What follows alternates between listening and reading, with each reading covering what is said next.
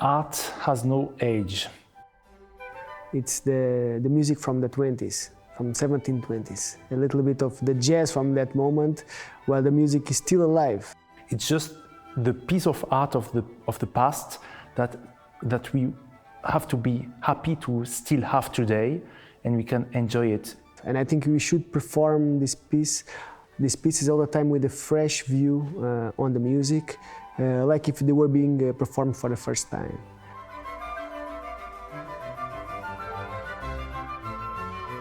Normally a concerto in that period would be a string concerto, maybe with one soloist, like you have one flute solo, one oboe solo. And I think Bach wanted to do exactly something that was not typical. So he looked for the instrumental possibilities that was absolutely untypical of this time. And each concerto has its own instruments with its own specificity. So it goes from the most common one to the most unusual one. And I think the idea of Bach was to show that music can find its way whatever instruments you have. It's a huge project, and I'm extremely glad to have the opportunity to do that here in Klaipėda.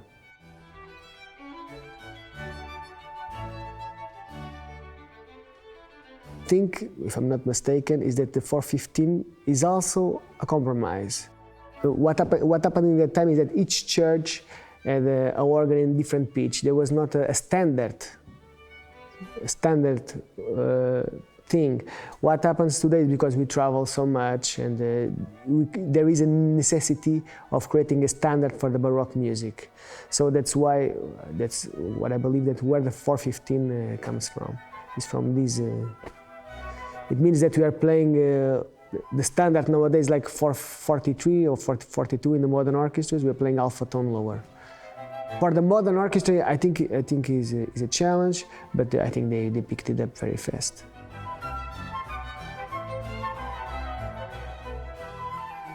In that period, we wouldn't have had concert halls, like 500 people sitting in the concert hall and the orchestra playing for 500 people. Actually, it was a bit like right now in the COVID time, so we are limited in the number of people. In the iconography, we found a lot of circle group of musicians. So the musician was playing in circle because it's the most it's a pleasure to play actually in circle, because you can see everybody. So you don't play for someone, you play for you and for the pleasure to play together with the other instrumentalists. And actually, if there is an audience, they are glad to hear people that are already glad to play together in this circle.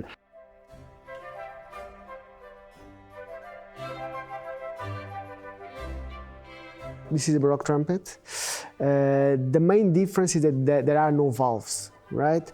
So all the harmonics, all the notes are much closer together, and as well there is much more tube than in a modern trumpet, which makes that you have to have a little bit more of air pressure in order to get these higher notes. So it's a bit more physically demanding when you play with a Baroque trumpet. This is a modern copy of a Baroque trumpet. A simple piece of tube, you know. Basically, you just have to change the notes with your lips. Like, basically, that's the way we play. All the trills, everything is with our lips. Like if you whistle, like everything is very archaic. It's a very archaic way of playing. Is very, you know, there is no mechanical devices. It's just our body, our lips, our tongue.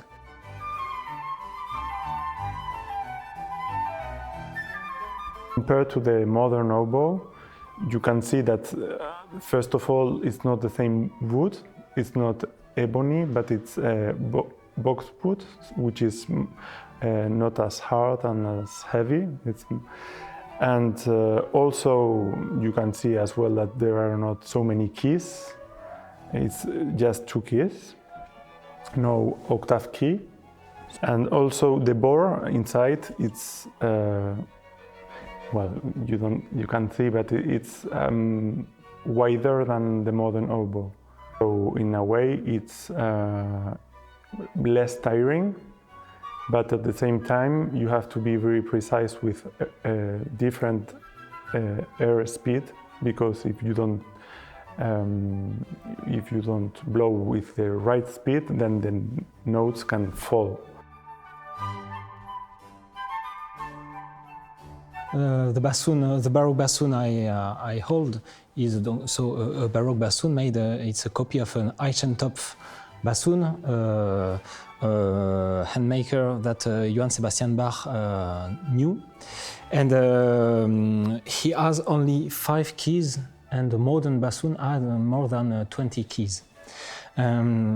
What's different between the Baroque and the modern is the stability of tone. The bore is wider, so you have a more flexible tone, but unless you have a tone who can move a lot. I made some production on a modern bassoon in a Handel and with modern instruments. It's very funny, but it's quite different sensations.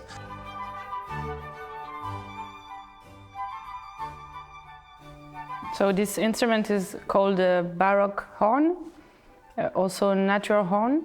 It's the really first instrument for the horn. We know now the modern instrument with valves, with pistons. And basically it's really like the hunting horn.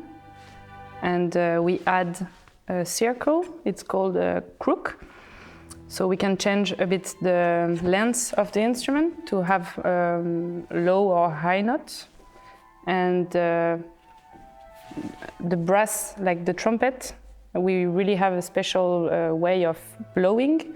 We use the lips and we do like a buzz. It has to do a vibration. And then in the instrument, there are like natural notes.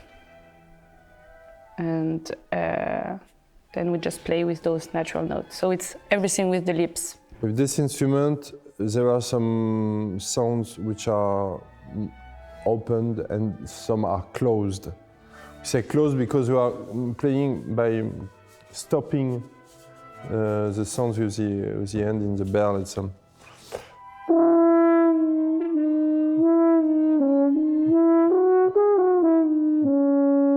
so we are different sounds, and the composers like Bach and then mostly Mozart, Haydn, they knew really well this instrument and its possibilities. So it's very interesting because they realized the horn, the hunting horn, could play with other people. And the hunting horn, when you are in a horse, that's why you have this. You play it like this, and it's really like wild. But then in the orchestra, we imagine that they suddenly had to cover it a little bit and to play a bit less loud.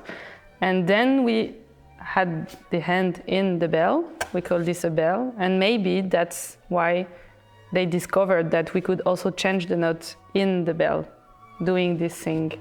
So that's very interesting.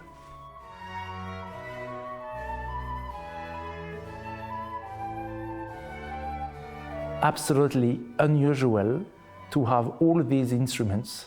This is people that are normally not supposed to meet in a cycle of concertos. You would have either concerto for trumpet, so the trumpet plays in each concerto, or pieces with viola da gamba, so with chamber music with viola da gamba and no trumpet. But actually, to have so many different instruments together, it's like people that are not supposed to meet, but actually who could meet, could have a discussion together, and who could exchange new ideas. And I think that was exactly the idea of Bach, somehow to create links between people that normally should not play together. In the case of the Brandenburg Concertos, we have several soloists playing together. So it's like you don't have only one interesting thing to be heard, but most 3-4 things to be heard. And actually, these are instruments that mostly have not survived to our time. So we have to get back to the sound and to the color of the past. It's a kind of link with a world that is actually today lost.